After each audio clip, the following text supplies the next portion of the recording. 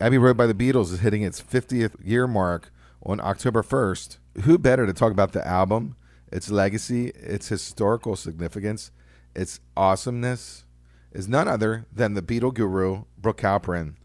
Brooke Halpin sweats Beatle DNA. He lives and breathes the Beatles. Tonight we have the one and only Beatle Guru Brooke Halpin.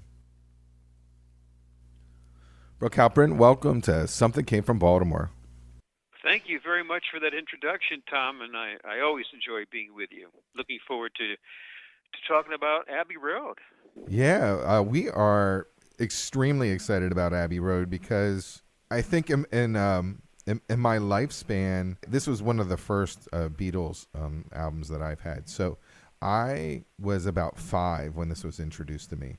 Now you lived it, so do you remember around that time period when Abbey Road came out, and what was the vibe, and what was your initial reaction to it? Oh, absolutely. I remember it like it was yesterday. I was a student at the Harvard Conservatory of Music, and I had a rock and roll band at the time called 4 O'Clock. And a friend of ours, Betsy, who actually is from Baltimore, believe it or not, Betsy Ramlow is her name. She was a dancer at the conservatory, and she was staying at this really lavish new modern home out in Farmington, Connecticut. And she invited us out one evening, and this house had the brand new stereo system with quadraphonics sound and like 4 speakers hanging from the ceiling and everything. And she put on Abbey Road, and that's where I heard Abbey Road for the first time. You could imagine what it sounded like on that equipment and those speakers at that time. It was extraordinary. And of course, I was blown away by it, as my other bandmates were as well, and Betsy enjoyed it too. It was a very impressionable, a very memorable evening. And of course, the first thing starts off with that incredible McCartney bass line and Ringo's wonderful drum pattern on the toms and the snare. Wow, yeah, and there's a couple things that I think are really important about this album. One, I think this is a Paul album and a Ringo album. Paul's bass throughout this whole album and his contribution is outrageous. It's great. I mean, if Come Together or just on just the other songs, you're like, wow, he is really being very creative. Like Something. Yeah. His bass line in Something is one of the most amazing bass lines I've ever heard. I've never heard Ringo sound as well, and I think when I did started doing the research, they had an 8-track for this album where they had a 4 before. So they put 2 mics on Ringo's kit, and that was where you get this amazing sound. And Ringo is amazing the whole way through. It just sounds so good. Yeah, and however, also Mr. George Harrison plays 6-string bass on some of the songs on Abbey Road. Yeah, so we got to give George some credit for his bass playing as well. And I'd say that the Beatles were coming out of like a little sloppier area. You got the White Album and you got the Yellow Submarine, but it's very well polished. When you're coming out of like there's a heavy blues period of the '60s, and the White Album was a little sloppy. Everything was kind of very loose. For them to kind of come into this very structured and very organized, it's completely different, I think, for that time period. Yeah, well, they were, of course, continuing to be innovators. No one had done a medley before, and it's just that in and of itself was, I think, spectacular. And it's not easy to do a medley when you have 8 different songs. You have different tempos, you have different rhythms going on, and you have different key signatures. How do you make them all flow together? That's remarkable when you think about that. 50 years of that medley etched in our mind. I was listening to the album on shuffle, and it was disturbing because I'm like, I need to hear these in order. We're basically, after a 50-year mark, trained to hear that medley, and at the time you hear it, you're like, this is like a symphonic masterpiece. But so what's interesting, as you probably know, is that the original plan was to have Her Majesty as part of the medley, and then Paul decided after hearing it with Her Majesty in the medley, he said, "Oh, no, cut it out." And the engineers at Abbey Road were told to never throw anything away that the Beatles recorded. So the engineer just happened to tape it on to the end of the tape. So that's how Her Majesty ended up being the closing bit of music on Abbey Road. It was a mistake. Yeah, and what a great way to end the album. You know, the influences at that time, if I'm not mistaken, Brooke, is that there was a lot of like British musicians who were really excited about the blues scene. Like they were cultivating a blues scene. I hear a little of that. I'm hearing some John Mayo. I'm hearing some Traffic. Just slightly. I still feel there's a heavy Beach Boys influence, and I Want You, She's So Heavy. To me, it feels like they've enjoyed what they heard with the Doors. I feel that this is kind of Doorsian. It's like it's only like one of a kind that the Beatles have ever done. I mean, it's one of my favorite songs of theirs of all time. But I feel that with the Doors coming out with 2 albums before that they may have slightly been influenced on that. Yeah, perhaps. And also, speaking of an influence on I Want You, She's So Heavy, is that the lyrics, of course, are extremely minimalistic. John emphatically just keeps repeating, I want you so bad, you're driving me mad. And 3 years prior, someone had a song called I Want You, and the lyrics were, I want you so bad. And we know who that is, don't we? Who? Bob Dylan had a hit in June of 1966 with a song called I Want You, so bad. Oh, yeah. Yeah. So how about that in terms of an influence? And, of course, John was very, very fond of Bob Dylan. The guitar strumming is different. And I can't explain it other than the fact that it's simple. It's all over the place. Like there's little lines all through each song. What's your thoughts on the guitar work? On the overall album? Yeah, does it pop? I mean, like to me, the bass line pops. I feel that the Ringo pops, but yeah, I'm looking at the guitar and I'm like, okay, well, they're doing something completely different than they've done before. Well, in terms of guitar playing, you go from something like "Here Comes the Sun," which, by the way, John is not even on that song. Mm-hmm. I don't know if people know that or not. He's not on that song, and George is doing the guitar work. And it's also kind of Indian influenced with the way the rhythms keep changing. Do do do do do da do do da do do da da da do do bum. So there's that kind of guitar going on, and then you go back to I Want You, She's So Heavy, which is it's like John and George, they kept recording over and over, multi-tracking that. Boom, boom, boom, boom, boom, boom, na na na na na na.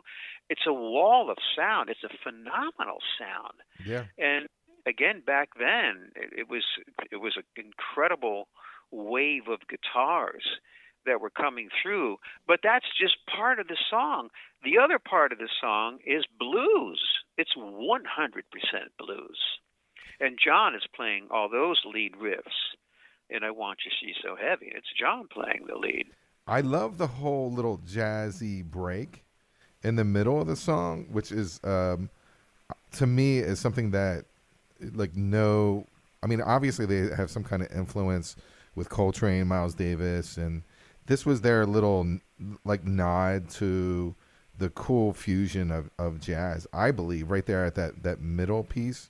See, I'm getting a little big into it that, he said it was a cry for love in several parts. And I'm like, oh, this is kind of like their version of a heavy metal, like Love Supreme, where it's in 3 different pieces and it's jazzy in the center. You're talking about boom, do do do do. Do, do, do, do, and the bass line, doom, doom, do, do, do, doom. Yeah. I think I love that part. And McCartney's bass playing, his bass playing, and I Want You, She's So Heavy is mind-boggling. Yeah, he's doing riffs and he's doing runs, And not to mention Ringo's drumming at the end of the song. It's like he's drumming like he never drummed before.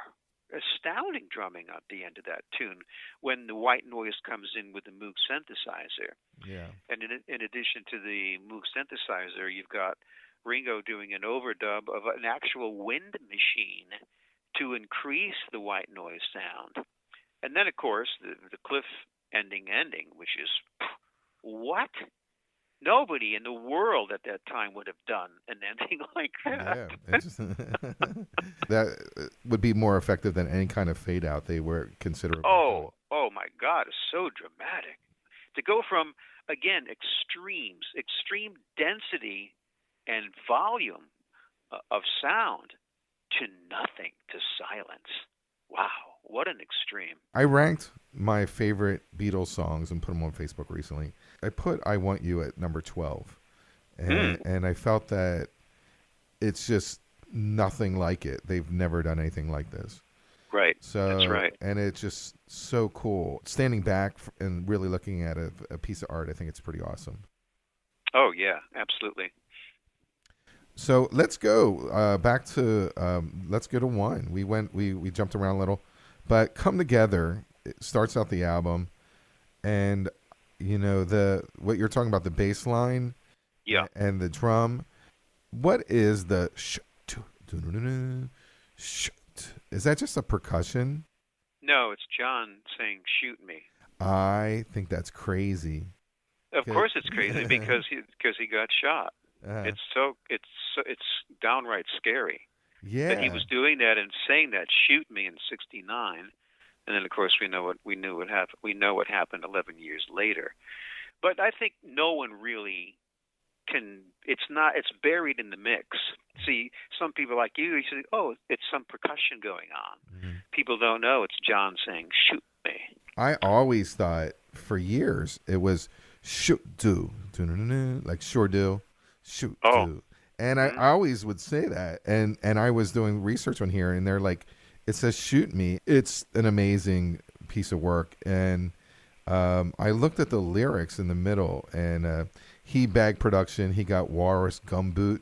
He got Oh No Sideboard. He won Spinal Cracker. Just junk, but God, that song's awesome. Yeah, well, John was a genius when it came to, I wouldn't say gibberish necessarily, but he had the ability to take a bunch of words that are completely unrelated that work together. It's poetry. It's John Lennon's poetry. Yeah, that's what the lyrics are to come together. It's weird. I mean, like Paul does a great job with something, just doing the background vocal, like, and with Come Together, he just does, like, he's spot on. It was John Lennon's wrote the song for Timothy Leary campaign to stand against Ronald Reagan, which I think is amazing. Yeah, that was the original idea for the song. That's right, for Timothy Leary's gubernatorial campaign. Right. And I'm glad you like it so much because that happens to be the name of my radio show, Tom. And that's exactly why I like it. While we're at it, talk about your radio show. Yeah, the best place to hear my show is at radiomalibu.net, Saturdays and Sundays at 12 noon Pacific. And I've been on the air now, Tom, for more than 4.5 years. I've crossed the 4.5-year mark. And I can't believe it. I see every week you come up with more creative ways of how you can slice and dice the Beatles and make it exciting. And I think that's really a creative piece because you've come up with some really innovative ways on how to present the material. That, to me, is really exciting. I recommend anyone going on Facebook and getting on his page. He is able to unlock some really cool pictures that I've never seen before, along the fact that, you know, each week he's coming up with something new and fresh.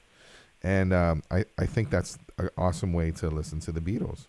Thank you very much, Tom. I appreciate that. And this weekend actually is going to, well, it might not be this weekend because I don't know when this is going to air. But anyhow, yeah, they should just go to radiomalibu.net and they'll hear the thematic themes that are going on to position because there's only so many songs, and I've been playing the same songs for Yeah, four yeah, and yeah. a half years. I think Yeah. that is a work of art in itself. Yeah. Yeah, Thank you. Yeah. that you're putting a lot of thought into it. You could just do something special every single week. Yeah. Thanks very much. By the way, getting back to the song "Come Together" on Abbey Road, John got into trouble. He got into some legal trouble. Do you know what happened Well, with him in the song? this is the Chuck Berry problem, right? But was it the lyrics or was it the music or was it both?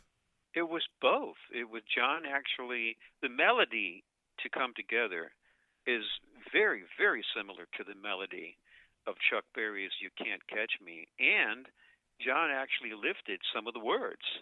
So Chuck Berry's publisher, Morris Levy, filed a lawsuit against John, and John reached a settlement in 1973. And the deal was that John said, "Listen, I'll go ahead and record You Can't Catch Me and a couple of your other songs that you own the publishing on, and you'll make a boatload of money on the record."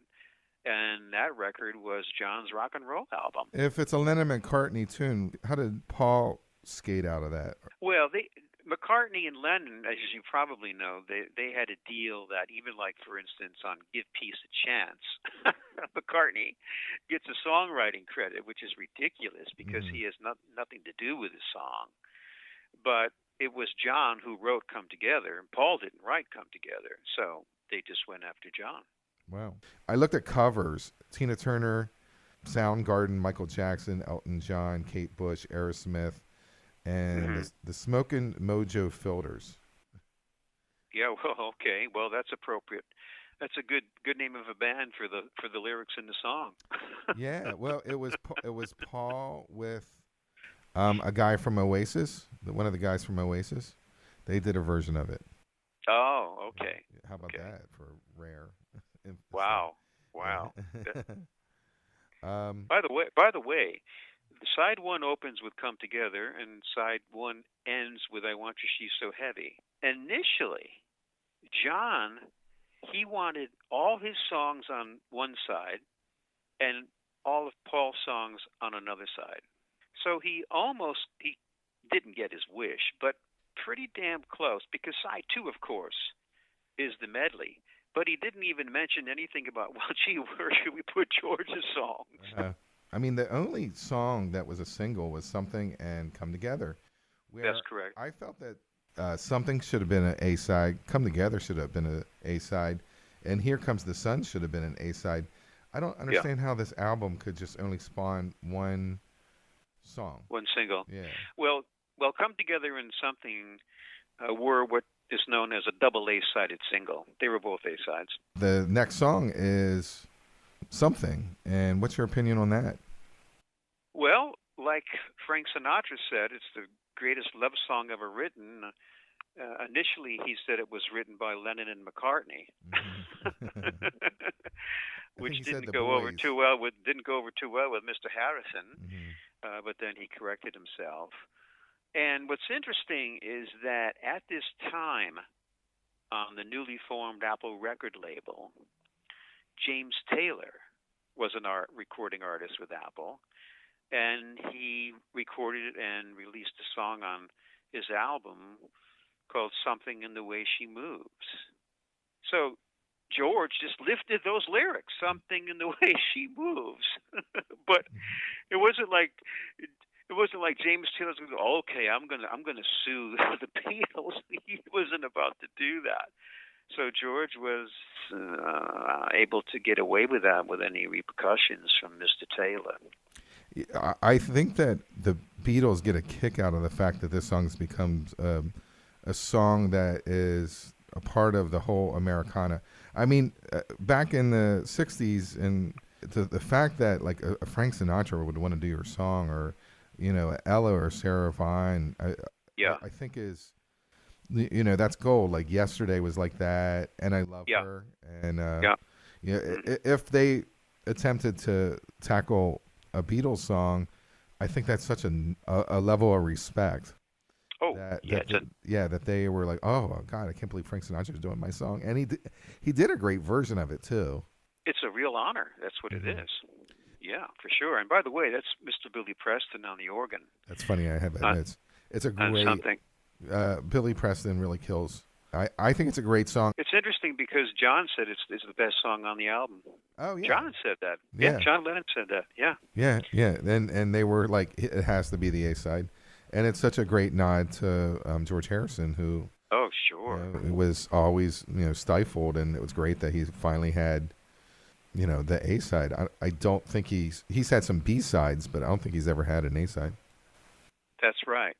So it was a big acknowledgement to George from John Lennon. Yes, absolutely. It is funny. John doesn't give out compliments too often, so you got to take them when you get them. That's very true.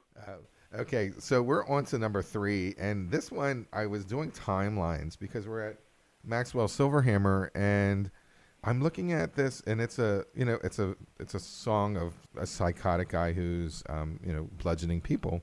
And I'm like, okay, well, didn't they just get burned with Helter Skelter? Like, Helter Skelter was kind of happening before. Maxwell Silverhammer is a very, very British and very, satirical, but it's also, you're in that whole vein. You think that they would pull it and say, maybe this is inappropriate. Is it appropriate or not? As a song, it's a lot of fun. Well, it's a cutesy, the music is cutesy. Or as John say, granny music. It was cutesy.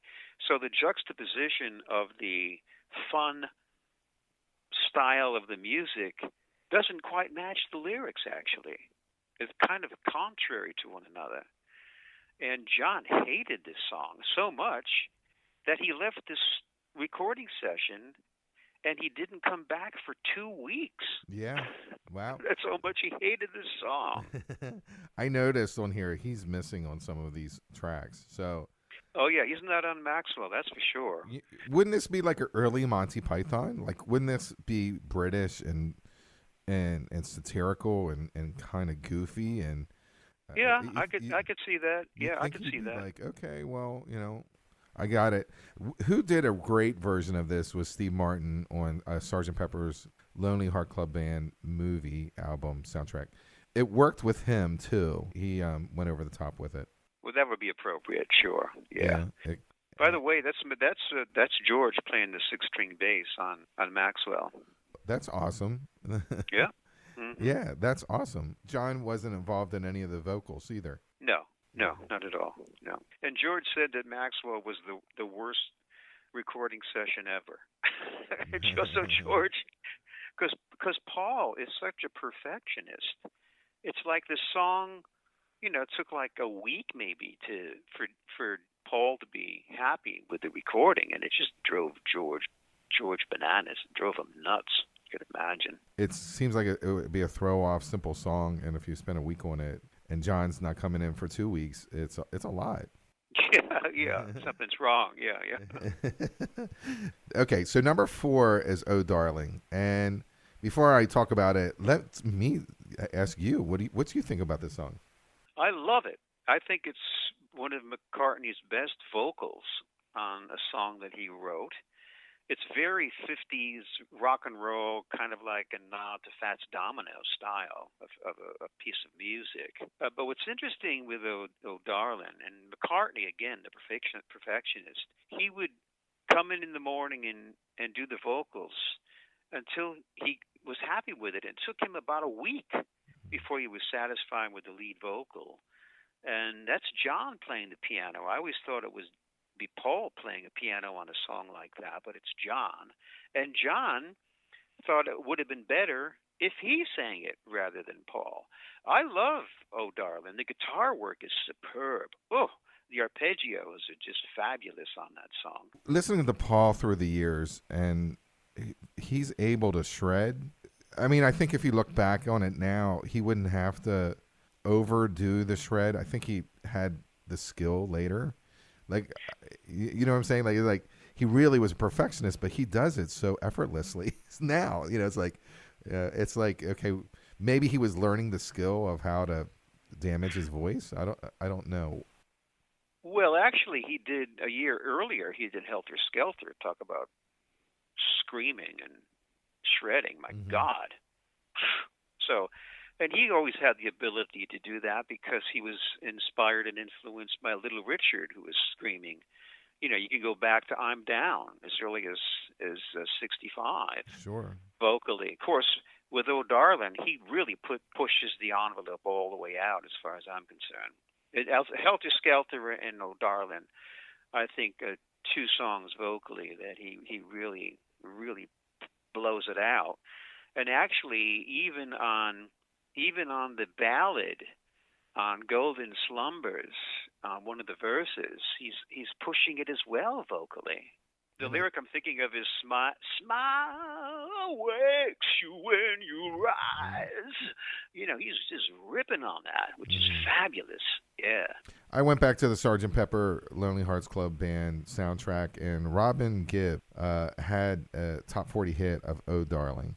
It was one of the few songs that they got on the top 40 from that soundtrack, and I just wasn't impressed. It seems very pale in comparison, just like the whole movie was not a really good idea or execution. Okay, so we're up to the Ringo Starr song, and Yeah. We're talking about Octopus's Garden, and what's your thought of that? Well, I think it's a fun song, certainly. I mean, Ringo's actually blowing with a straw, blowing bubbles into a glass of milk to get the bubbly effect during the middle part of the song, which is lots of fun for sure. Mm-hmm. And Ringo gets all the writer's credit, but actually George actually helped him write it, coincidentally. And it was inspired when Ringo quit the band. He quit the band during the White Album sessions in '68, and he went to Sardinia, and he was cruising on Peter Sellers' yacht. And that was the inspiration for Octopus's Garden, because one of the guys on the boat, working on the boat, he served octopus for lunch, and Ringo didn't know much about it, and he said, "Oh yeah, they live down at the bottom of the sea." And so that was the thing that inspired Ringo to write the song. I think it's as they say, it's a fun song. Mm-hmm. It's probably the most fun song on the album. And the band sounds great. They did a version of it on Anthology, which actually I prefer. It was really they were just really swinging with it almost. It's a very good Ringo song, and as we know, they always like to give Ringo one song per album, and there you have it with Octopus's Garden. What do you think about that song, Tom? I think that they killed with Yellow Submarine like a year before. And this, to me, is like the sequel. Yeah, I'm like, you have the action figures, you have the soundtrack, you have everything. And here is Octopus's Garden that would be, it would be perfect in Yellow Submarine. I mean, yeah, that song Yellow Submarine was on Revolver, and then all of a sudden it got developed into this major cartoon. Yeah. And, this song it seems like it's this, a perfect companion to it. Looking at it objectively, musically, it's fantastic to me. It's a lot of fun. It's them having fun, and I love when they're singing background with like. I was just going to say the background voices are superb on Octopus's Garden. They are brilliant. Yeah, and John didn't do background on that. That was he did guitar, but he didn't do the background vocals. George and Paul and Ringo again, by themselves again. Yep. I give it a thumbs up. I think if I would rank it from 1 to 5 as a song on this album, I would give it a 5. I think it's fantastic. Okay, Ringo. Ringo's happy with that. Yeah. He's nodding. He's giving us the nod. Perfect. And we turn the album over, and we flip it over. Yep. And we got "Here Comes the Sun" song. No, nothing. No John at all on this amazing song. Yeah. So, what's your thought of this song? Everybody loves it because it's so warm. The lyrics are all about the sun coming out after a cold, lonely winter. And George wrote it because he wanted to get away from all the nonsense and the noise that was going on at Apple Records and all the business crap that he didn't want to deal with anymore. So he went to Eric Clapton's garden in the spring of '69, and that's where he wrote it. And musically, it's superb. And again, McCartney's bass playing is phenomenal. Mm-hmm. We talked about the Indian rhythms, which are very unusual in a song. Da da da boo doo da boo dee da boo doo da da da doo doo bum ba doo doo da bum bum bum bum don da dee dee doo da doo doo da doo doo da doo doo da da doo doo bum. And everyone loves "Here Comes the Sun." And Harrison's vocals, I think, are maybe some of his best. That along with "Something." And so George really shines, no pun intended, with this song and with "Something." Those are, I think, two of the strongest songs on Abbey Road, and they're George's. We're up to "Because." Yes. And we got George on the Moog, George Martin on the Baldwin harpsichord. Yep. John saying that, he told Yoko to play the Beethoven Moonlight Sonata backwards. Yep. And not true. Yeah, but that's not true, though. It's not Beethoven's Moonlight Sonata backwards. It's not. And I have the ability to take any piece of music and reverse it. And if you want to try it out, yeah, it's not. No, it's not. Oh, that's wild. No. It's Where'd not. that come from? Well, John just said, "Hey, Yoko, play Beethoven's Moonlight Sonata backwards," and she may have played something, but it's not Moonlight Sonata backwards. Mm-hmm. The keyboard, the harpsichord part that George Martin plays is not Beethoven's Moonlight Sonata backwards, I assure you.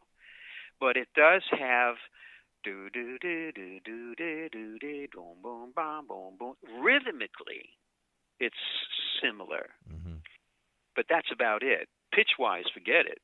Pitch-wise, it's not the same at all. But one of the most remarkable things, if not the most remarkable things about it, aside from George Martin's brilliant harpsichord playing, is that John, Paul, and George, their harmonies, it's probably the best harmony singing that they ever did. And it was triple tracked. That's why it's so dense and rich. Triple tracked. So it's like there's 9 voices, 3 each, right? 3, 6, 9. You got 3 Johns, you got 3 Georges, you got 3 Pauls, and it's phenomenal. The vocals and "Because." Oh yeah, definitely. I would say that the Beach Boys would just say, "Okay, we're done now. We can't compete with you anymore." But yeah, you're right. The vocals are so clean and so amazing and so strong, and it's the song. They could have just done an a cappella, which I think we heard versions of a cappella. Yes, it stands among. It's fine. It's fine as is. It's beautiful. The next song is "You Never Gave Me Your Money." Yeah. Well, talk about Paul and the piano ballad. Wow. Sometimes, even to this day, I will hear this song, and I just get really emotional when I hear it. Me too. It almost brings me to tears. This song is just the piano and the way McCartney delivers his vocals, and again going back to the quibbling and quabbling that was going on amongst the Beatles. Alan Klein had entered the picture. He was coming in to try to take over. John wanted Alan to manage the Beatles, and he convinced Ringo and George to do that. And meanwhile, McCartney wanted his in-laws, the Eastmans, to do that. So "You Never Give Me Your Money" is really, it's talking, Paul's writing lyrics about the false promises that Alan Klein made. Just phenomenal. There's Paul brought in some tape loops at the end of the song for the sound effects, and it's I think one of the most beautiful pieces on Abbey Road. So it's interesting where side 1 is really mostly rock and roll songs, Tom. The side 2 has the ballads. Of course, side 1 has something, with the exception of "Something." But side 2, you've got, of course, "Because" we just talked about that. And then you've got "You Never Give Me Your Money," another beautiful ballad. And then, of course, that segues into another beautiful ballad as well. What's your feelings on "You Never Give Me Your Money"? I believe it's one of the best Paul McCartney songs of all time. Like this is the blueprint of what Paul is going to do in his solo work. If you think of that song, it's almost 3 songs. It's like "Out of College," money, like "You Never Give Me Money." Then it's "Out of College," money spent, pay no future, pay no rent. and then it's One Sweet Dream, which is a different.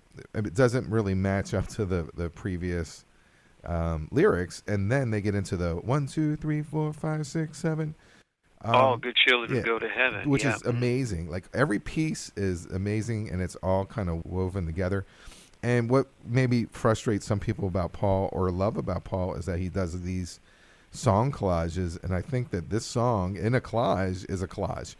And, it's a medley. It's a medley within the medley. That's exactly what it is. And if you love Paul, you have to realize that if you love Band on the Run, or if you like Live and Let Die, there are abrupt changes within those songs that take you in another place, but they'll all bring you back to the end. And this song to me it's very, very dramatic and sweeping, and I think his voice is amazing, just completely amazing through the whole song.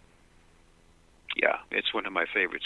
It's one of my all-time favorite Beatles songs, actually. The next song, what we have is Sun King. What is your thoughts about Sun King? Yeah, well, actually, it was originally called Here Comes the Sun King, but then John realized that George wrote Here Comes the Sun. So he had to nix Here Comes the, and just called it Sun King. The vocals are produced and sung in extremely similar fashion, the way that they did, because it's really pretty much the same vocal style and arranging on the voices. And it's a great, beautiful song. And then that's when they get into doing all this Cuando Panza Mucho, Chachalita, Congolita, Bunga Kong. Mm-hmm. They're just singing. You see, this is what's interesting. They're singing nonsense. They're singing things that don't make any sense, and it's so beautiful sounding. It's very beautiful. It's beautiful, and they're saying nothing. It's gibberish. Again, another example of John's ability to do gibberish, make it sounding poetic in a bunch of foreign languages that don't even belong with one another at the end of the song, and we're like, wow. Cuando parla mucho cara mia, carasol, whoa, parasol, whoa, Chicafere, all this weird stuff. We don't know what the hell they were talking about when this song came out, but it didn't matter because it sounded so damn good.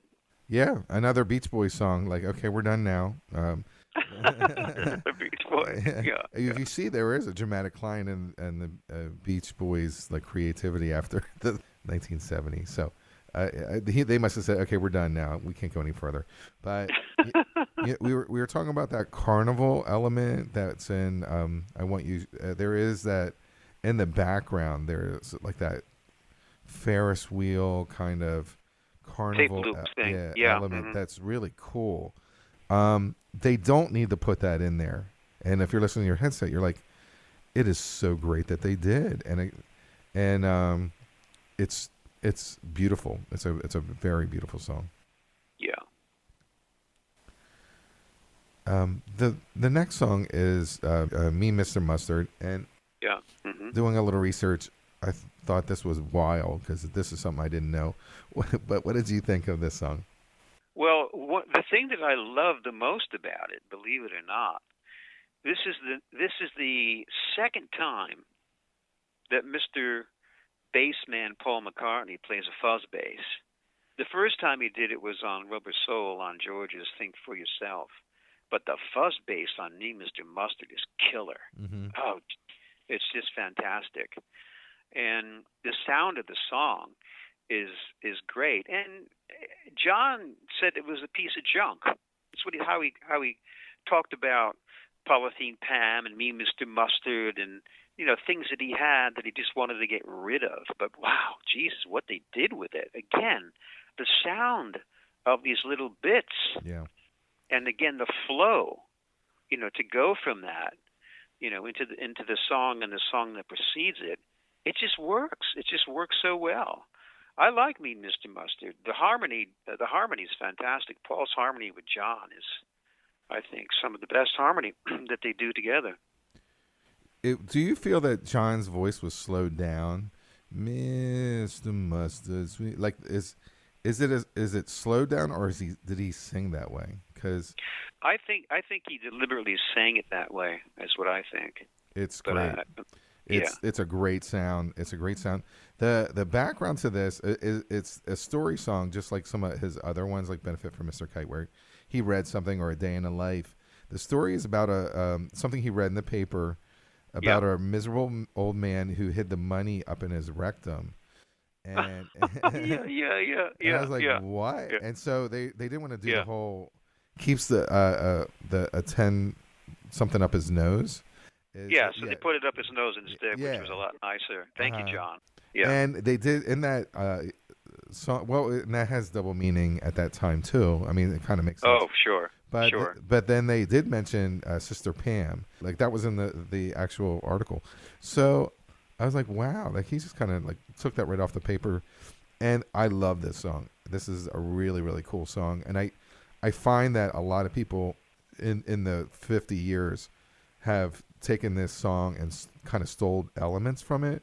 A lot of alternative bands, I find that they really kind of clue into some of the tones of the song. I think so, yeah.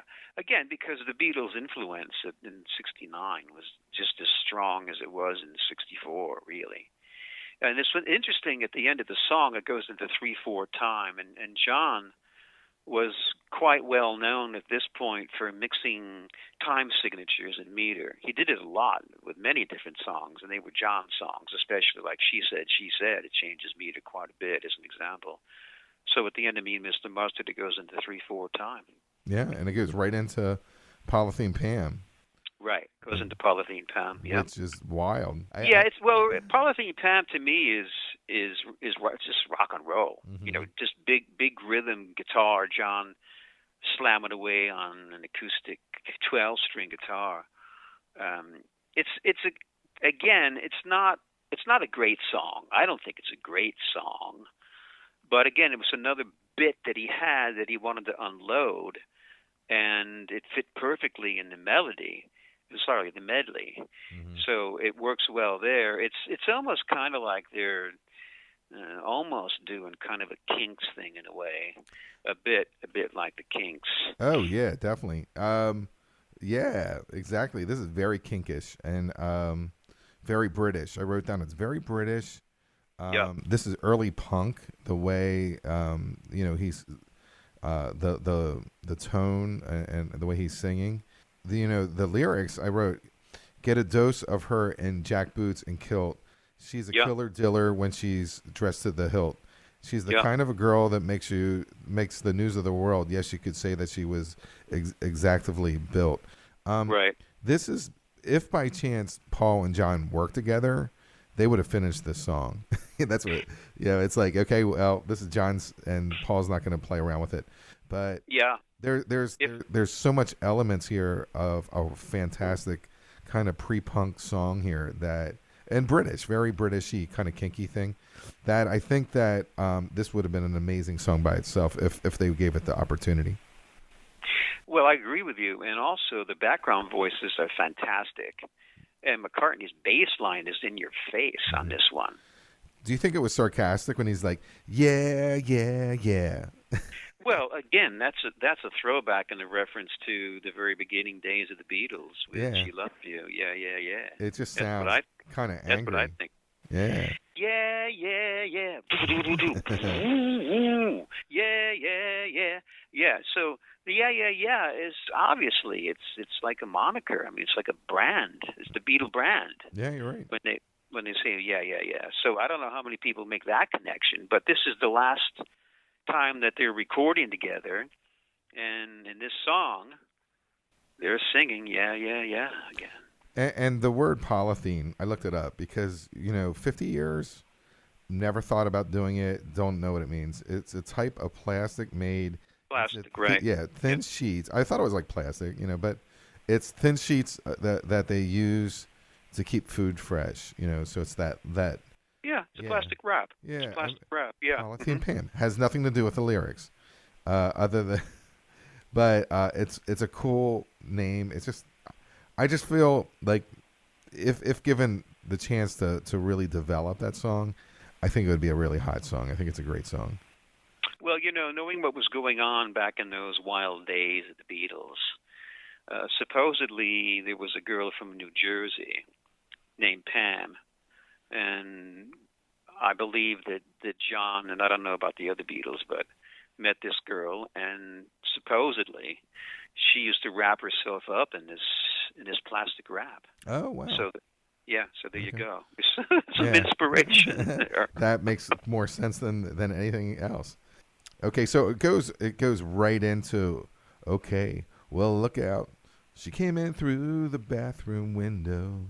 Yeah. And that guitar in that song is awesome.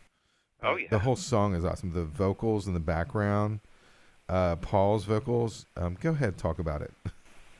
Yeah, the background vocals are superb again. McCartney's bass playing is out of this world.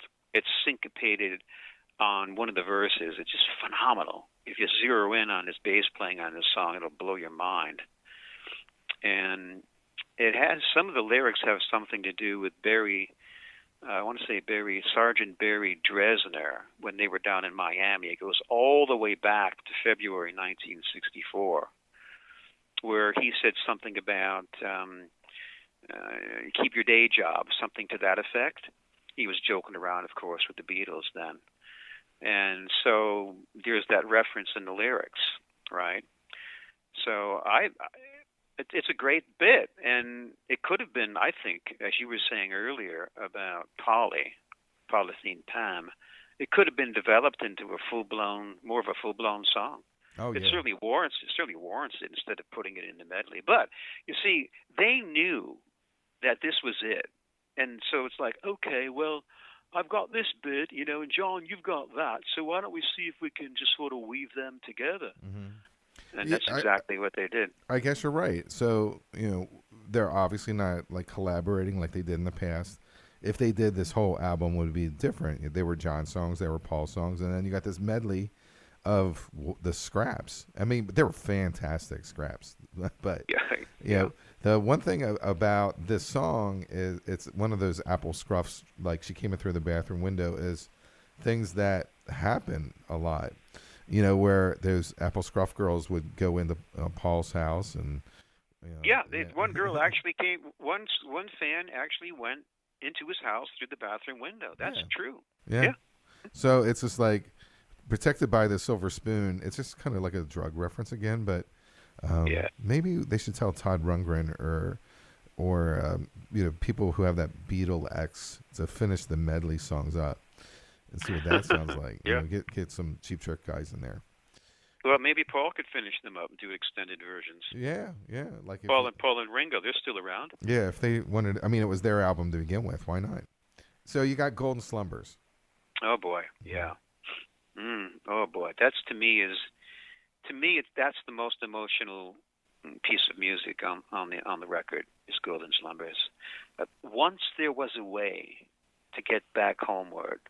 Once there was a way to get back home. Sleep, pretty darling, do not cry. Then I will sing a lullaby. Now, and that's when he goes, golden slumber, fill your eyes. I mean, he's ripping it. It's almost like gospel. This is like he's singing in a gospel style. But he kind of lifted this in a way. It was inspired by a poem from 1603, Tom, way back, by Thomas, not you, but a different Thomas Dekker, something called Cradle Song. And it's one of, I think, actually, no, it's impossible to say. It's like saying, well, what's your favorite Beatles song? It's impossible. What's your favorite song on Abbey Road? It's impossible. I can't tell you what that is. All I know is that this song really moves me. And again, there's no John anywhere on this song. No. Yeah, you got George did the bass and Paul did piano and Ringo did the drums and it was pretty amazing. George Martin did all that incredible orchestration. Yeah. Which of course goes right into Carry That Weight. Which is, I love the fact that they took Ringo and put him really high in the mix. John did the Yeah. vocals only on that song. But That's right. if you hear "Carry That Weight," you can hear Ringo Oh more yeah. prevalent than all the others, and it. I agree. His vocals are very prominent, and George again is on the sixth string bass on "Carry That Weight." Now, what is this song all about? And this is written by Paul. Mm-hmm. Of course, so was "Golden Slumbers," with a little help from Thomas Dekker. So what is "Carry That Weight" all about, Tom? While they were doing their financial stuff, George Harrison kept on saying, "Oh my God, this weight is so much. This is so heavy. I can't I can't handle it." And that's like Paul's, interpreting what he's saying, and wrote that song, "Carry That Weight." Okay. Am I right? That's one interpretation. The other one that I like to think about is that they knew that they were going to go on their separate way. They knew that when they were working on this record. And that once they split up as solo artists, that they, as individual artists, had to carry the weight of the Beatles. That makes a lot of sense too. That they could never do on their own what they did together as the Beatles. And they're going to carry that weight for a long time. And that's exactly what they did. During that time period, you had the age of the Aquarius. You had "I Like to Teach the World to Sing." You had very positive, "Where Your Love Like Heaven." You had a lot of like songs that were very uplifting. "Carry That Weight," in a time period of the Vietnam War, and it's a slogan. It's an anthem, and it's big to me. It feels epic. I mean, the way it's produced, it's an epic song. Absolutely. And then they bring in the orchestra playing the melody of "You Never Give Me Your Money." Yeah. And then they go back into "Carry That Weight" again. I mean, it's just brilliant. Mm-hmm. And again, George Martin, I'm sure, had quite a bit to do with that, I would imagine. The end. So where are we now? We're at the end. We're at the end. Yeah, and appropriately enough, it was the end of the record. It was, but then it was that little mistake of having the end be Her Majesty, which is very Beatle-y to do that because it was a mistake. So this is the end of the record, and it was the end of the Beatles recording together. Wow. It's wild. I always thought they were saying "the end." I saw Paul McCartney in concert about 5 times, and he says "love you, love you."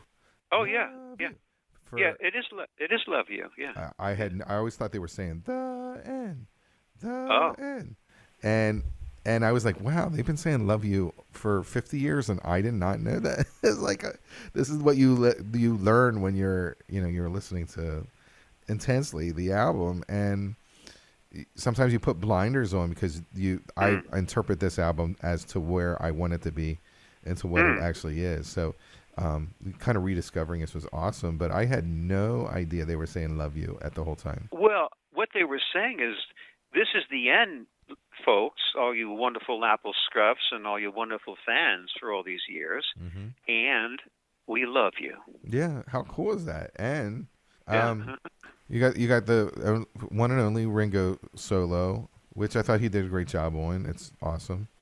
Yeah, it's the only Ringo drum solo, extended drum solo. I mean, he did bits every now and then. He would do bits in songs, but an extended drum solo.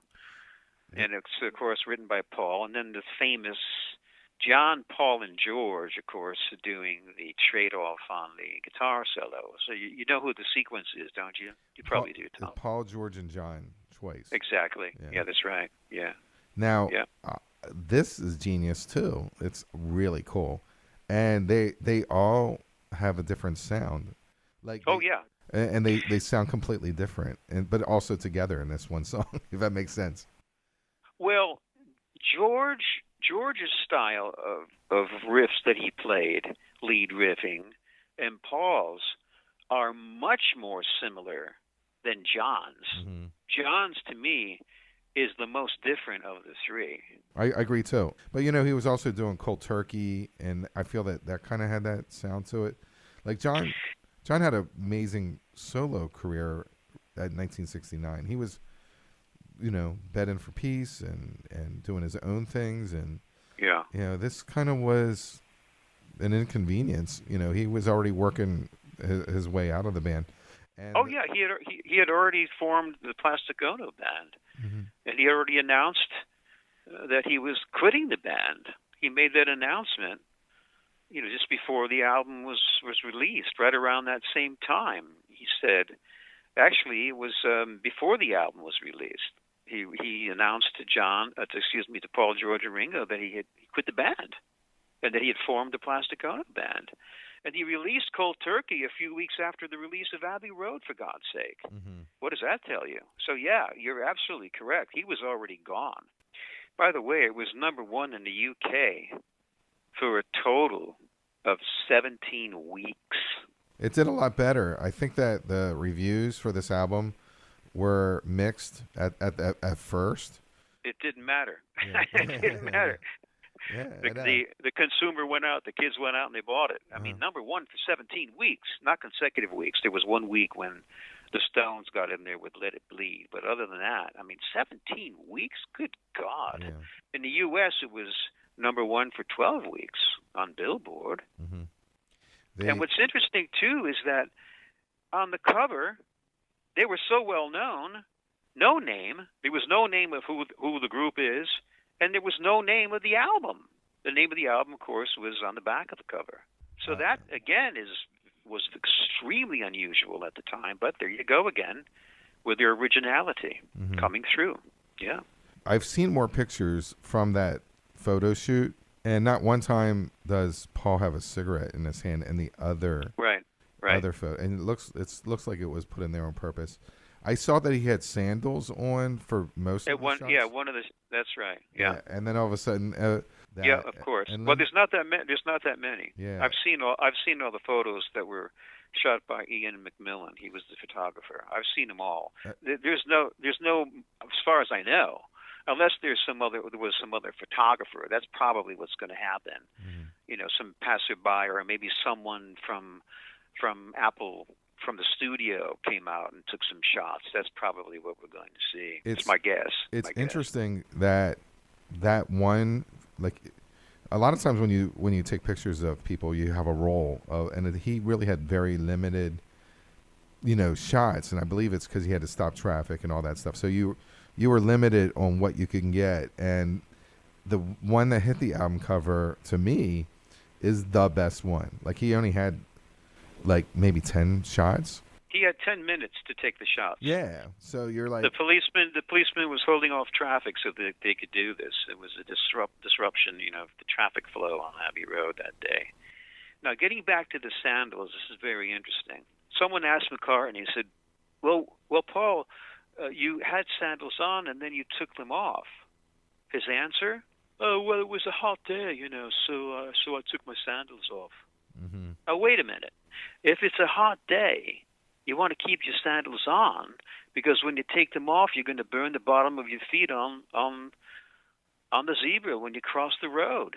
So that's kind of bizarre, isn't it? Oh, Paul is dead clues all over that album cover. Oh, yeah. With the Volkswagen in the back and the people. 28 if, right, even though he was 27 though. Yeah. And then if you pull it back, there's you can draw a line where it says 3 Beatles. Right, and on the back cover, right, where the wall is cracked, as if to say that the Beatles are cracked. Oh, there's all that stuff. I think it's just the mystique of the album. But that by far, the cigarette thing it bothers me. It's like, it's not a good airbrush, and it makes me wonder why they even bothered. Even if for Paul is dead, clue. Like, why would you put an airbrushed cigarette in his hand? I don't know. No, he was really smoking that day. Well, it was a real cigarette. Really, if you look at it, it seems like it's really airbrushed. The other pictures didn't have it, unless he was smoking like real fast and did it. Also, it was right-handed. He's left-handed. Well, that was part of the Paul is dead nonsense. You Mm-hmm. know, the death hoax is that, oh well, he's left-handed and he's holding the cigarette in the right hand, so he must be dead. Mm-hmm. In other words, this can't be the real Paul because he would be holding the cigarette in his left hand. I mean, for God's sake, when people smoke cigarettes, they hold them, they alternate with their hands. They I don't have never to hold did. the cigarette. Yeah. But he was more ambidextrous than I am. Oh well, so Yeah. when you smoked, you only smoked Only with in my right. cigarette. Yeah. Really? Yeah. I find that my left hand has no coordination Is whatsoever. that right? Well, okay. Well, then maybe there's something to that clue. Then Yeah. you see, I'm ambidextrous as well, so that's why when I smoked a long time ago, I'd go from left to right, No, right to left. right only. Ah, uh-huh. Yeah. The plot thickens, Tom. We all know about the what they were wearing and Well, it's the thing that's most striking is that you have John, Ringo, and Paul in suits, mm-hmm. and then you have George in jeans and a denim shirt. So it's like, hello, well, George, you didn't get the memo. We're wearing suits today for the photo session. George didn't dress like that. I never saw him dressed down, in some of those pictures. He was very up with fashion and Yeah, he was very fashionable. That's right. When they went out, they called the Mad Day Out. The Mad Day Out in '68. He was all dudded up with the latest moth clothing, which was only a year prior. That's true. Mm-hmm. So I don't know what the hell was going on with George and his quote unquote wardrobe that day. But that's another mystery, isn't it, Tom? Yeah, one that we will not get the answer to in this podcast. No, we will not. We will not know. So, is this the best Beatle album in your opinion? No, for me, no. I love it. I love the Beatles' second album. I love A Hard Day's Night. I love Help. I love all of their albums. But for me, it's not my favorite Beatle album. Mm-hmm. No, it's damn good. I mean, there was a time when I loved it and I thought it was the best. But over time, I have to say it's Revolver, and then sometimes I'll say it's Rubber Soul. Mm-hmm. I would say it's Revolver, and then I go to Magical Mystery Tour and White Album. Ooh, yeah. Magical Mystery Tour. Now that's interesting because half of that record is a collection of singles. Yeah. It's their best psychedelic pop, and it's fantastic stuff. True. Yeah. And by the way, talking about let's say Abbey Road compared to let's say Revolver, or even of course Rubber Soul. John is all over Rubber Soul, musically and vocally, right? John is not as much on Revolver as Rubber Soul. Not as much. I'm talking about the U.S. version, not the UK version. So with Abbey Road, as we had mentioned, because he wrecked up his car in Scotland and then he stormed out for 2 weeks because he hated having to try to do anything on Maxwell Silverhammer. The group was not the group that it was in '65 when they did Rubber Soul. There's a certain spirit that the group was so together on Rubber Soul. I mean, you can hear it in the tracks. Yeah.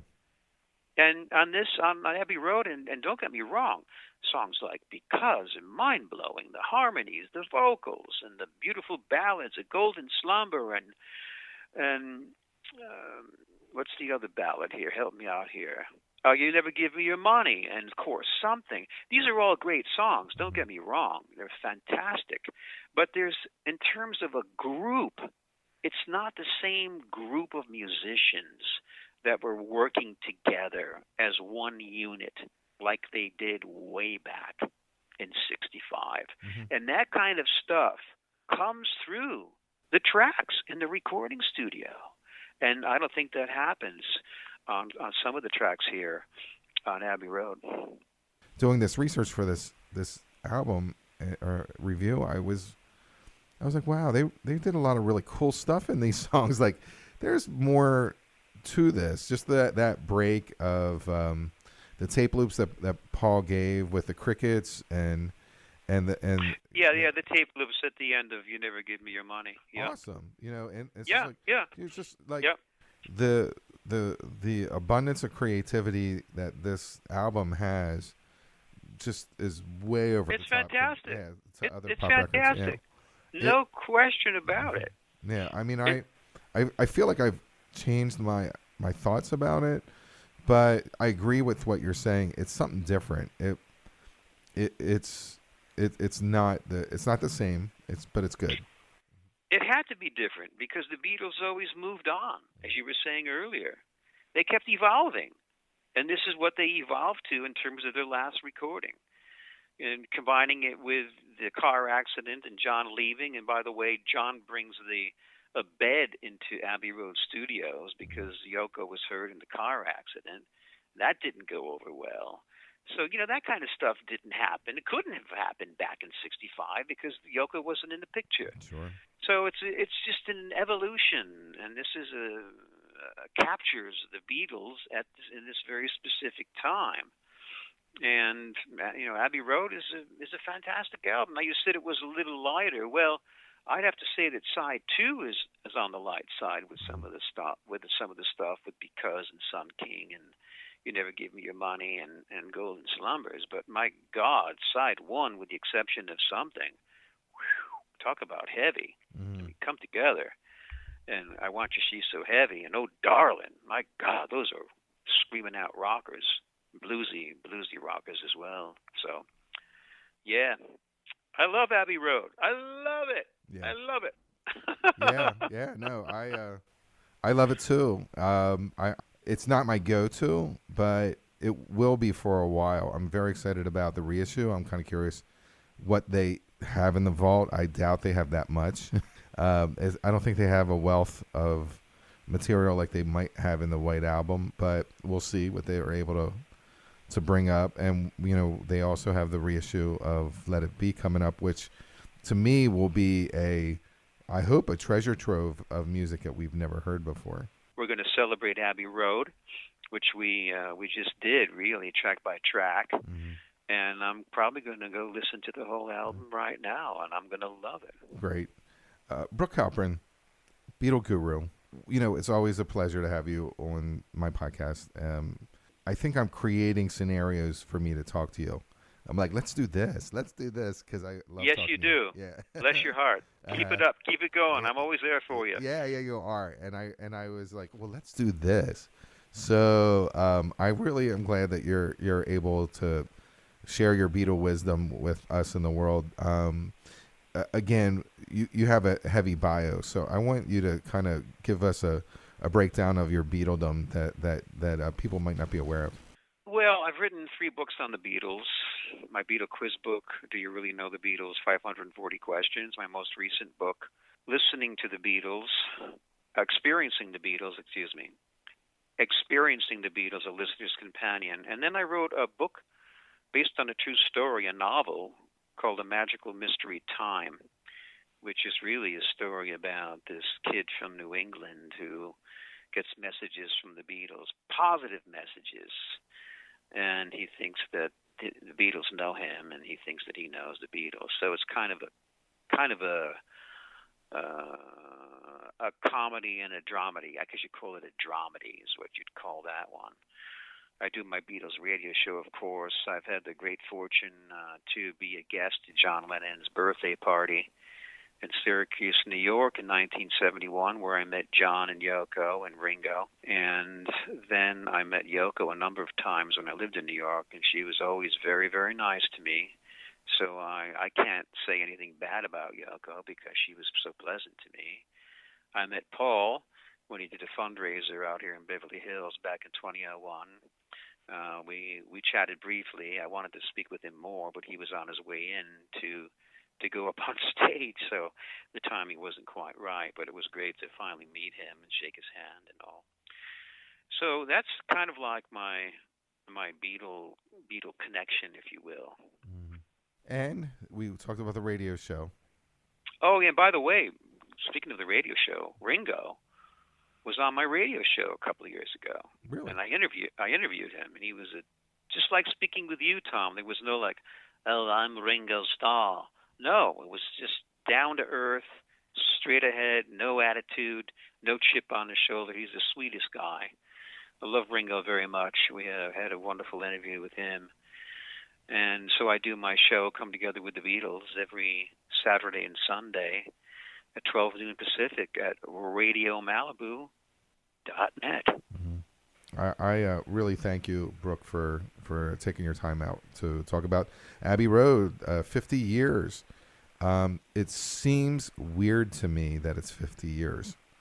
And I think in my final overall opinion of the album, for 50 years, this album more than stands up to the test of time. Those are my exact same thoughts. That's exactly what I was thinking as you were about to say that. Abbey Road definitely stands the test of time. It sounds just as good today as it did in October of 1969.